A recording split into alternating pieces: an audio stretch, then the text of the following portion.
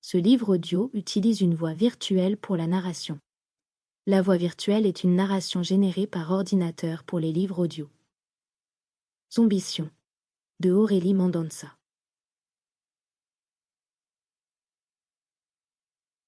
Prologue. Extrait du journal de Sophie Rose. 8 décembre 1984. La magie est partout. Dans chaque souffle du vent, dans chaque brin d'herbe, dans les bruissements des feuillages, dans la fuite silencieuse d'un animal sauvage. Elle est en nous et autour de nous. C'est grâce à elle que la fleur ouvre ses pétales au petit matin, que la louve hurle à la lune, que l'escargot goûte à la rosée fraîche et pure des sous-bois, que la mère accueille son nouveau-né sur son sein. À ceux qui la ressentent, la magie permet de contempler des miracles. Elle est dans les yeux d'une enfant qui découvre le monde, dans les cris de bonheur d'un couple qui se retrouve enfin, dans les larmes de soulagement d'une femme qui voit sa fille devenir mère pour la première fois. À ceux qui les voient, les esprits sont là. Majestueux, libres, terribles également. Ils promettent un grand pouvoir à ceux capables de les amadouer et de les respecter, mais une malédiction éternelle à ceux qui en demandent trop. Nous, les nécrocides, tout comme les sorciers, avons reçu le cadeau de la magie. Porteurs du même don, mais perpétuels ennemis, notre combat est sans fin. Jusqu'à ce que l'un des deux clans l'emporte sur l'autre, génération après génération, nous sommes condamnés à vivre et revivre cette innommable guerre.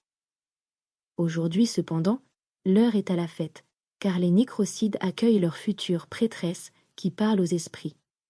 Bienvenue dans ce monde de magie, Évangéline, ma chère petite fille. Début mai 2012.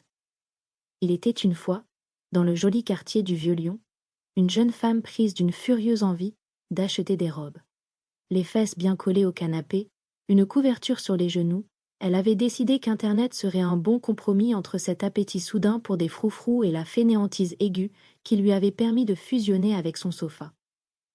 Compromis que le chat, en bon félin qu'il était, avait alors réduit à néant en sautant allègrement sur le clavier de l'ordinateur, fermant toutes les fenêtres ouvertes et frisant par la même occasion le navigateur Internet.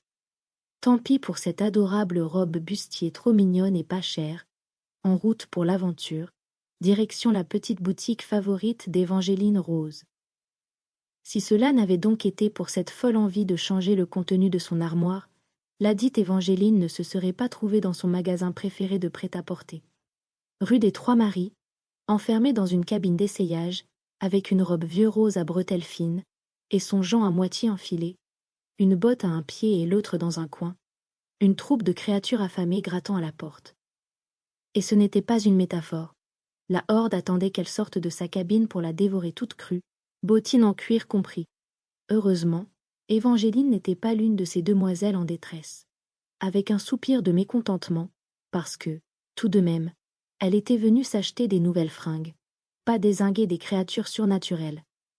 Elle sortit de son sac à main 2 brassards en peau si épais qu'il faudrait au moins 5 rangées de dents effilées pour les déchirer, une machette de voyage, 2 fois plus modeste que celle qu'elle utilisait d'ordinaire, et des lunettes de protection. Après avoir remis sa veste en cuir, en gardant la petite robe rose, dédommagement de ce qu'elle s'apprêtait à faire, remonter la fermeture éclair jusqu'au menton, attacher ses cheveux bruns en chignon sur le haut de sa tête et enfiler les brassards par-dessus ses manches, elle lâcha une grosse expiration en roulant des épaules et en sautillant sur place pour s'échauffer. Pour elle, sortir de la cabine, dérouiller les zombies et rentrer chez elle allait être un jeu d'enfant. Évangéline Rose était une tueuse de créatures surnaturelles, plus communément appelée nécrocide. Comme le terme l'indiquait clairement, elle assassinait les morts qui ne voulaient pas rester morts. Elle était plutôt douée dans son métier. Et par douée, cela voulait malheureusement et simplement dire qu'elle était encore en vie à 28 ans bien sonnés. Ses camarades nécrocides avaient une tendance fâcheusement statistique à tomber sous les dents pourries des zombies avant le glas de leur 25e année. Pourtant, Evie était loin d'être particulièrement forte ou agile. Elle ne devait sa survie qu'à une incroyable chance qui lui permettait de glisser sur la seule plaque de verglas au début du printemps pile, au moment où 2 morts vivants allaient planter leur chicot dans son cou. Pour continuer à écouter ce livre audio gratuitement, cliquez sur le lien dans la description et vous pourrez l'écouter en entier sans frais grâce à l'essai de 30 jours d'Audible.